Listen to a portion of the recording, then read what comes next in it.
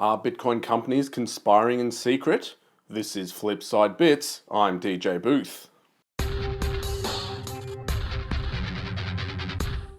Ross Ulbricht, the man accused of running the Silk Road marketplace, has been found guilty on all charges, including money laundering, drug trafficking, and computer hacking. During the trial, the defense attempted, unsuccessfully, to infuse reasonable doubt of Ross's involvement by suggesting that the CEO of failed Bitcoin exchange Mt. Gox was the actual Dread Pirate Roberts. Mark Karpeles took to Twitter stating, "This is probably going to be disappointing for you, but I am not and never have been Dread Pirate Roberts." Ulbricht conceded that he was indeed the creator of the Silk Road and will be sentenced on May 15th, with some of the charges carrying a maximum of life in prison.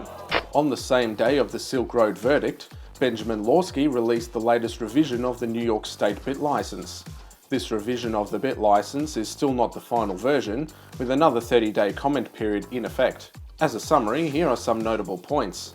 It costs $5,000 to apply, must get approval to change a product or service or offer new ones, must keep records for 7 years, including names and addresses of customers, audits every 2 years, licensees must conduct their own anti-money laundering program, must report transactions larger than $10,000, and fractional reserves are illegal. Hey, what a great idea! Maybe the traditional banking system can do that.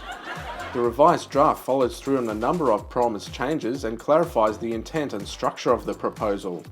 Software developers and non-financial users of Bitcoin will not require a license. In the biggest non-story of the week, CEOs and VCs of prominent Bitcoin companies will be attending a private gathering on a Caribbean island to talk strategy, agendas, and I presume party it up this weekend at Bernie's. Called the Satoshi Roundtable, this event is strictly invite only, with no funny dead guys allowed. Originally, no press were invited either. However, an uproar broke out on Twitter and Reddit that the event should be open in the spirit of Bitcoin, and so now Bitcoin Magazine will be covering the event. Those attending reads like a who's who of Bitcoin, including suits from Blockchain, BitGo, ChangeTip, Coinapult, Ethereum, plus several core developers and advocates. Organizer of the event Bruce Fenton dismissed comparisons to the secretive closed-door Bilderberg meetings that resulted in the creation of the Federal Reserve banking system. Fenton wants participants to speak freely about issues facing Bitcoin, although not everyone is welcome, saying, "Even if you are a great person with many accomplishments in Bitcoin and lots of passion, we just won't likely be able to invite you." I didn't get an invite. Ryan X. Charles is now an ex-Reddit employee. Just a few months ago, Ryan was hired as Reddit's cryptocurrency engineer to bring Reddit nodes to life. Unfortunately, that plan has now been extinguished, and Ryan is out of a job. The project was the brainchild of Reddit's ex-CEO Yishan Wang, who then left the company due to excessive stress late last year. The goal was to make it exceedingly easy for Redditors to transact in digital assets, particularly Bitcoin, Dogecoin, and Reddit notes. It's been an exhaustive 4 months at Reddit. They announced raising $50 million, then how many more of these X's do I need to do for this bit? Reddit's executive chairman Alexis Ohanian said the company's research told it to wait until the laws and technology around cryptocurrency are further along before deciding exactly how to issue Reddit notes. Are you happy now? Pot smokers in Seattle are on a high this week with the introduction of the first vending machine to dispense marijuana buds, strategically located in medical pot dispensaries.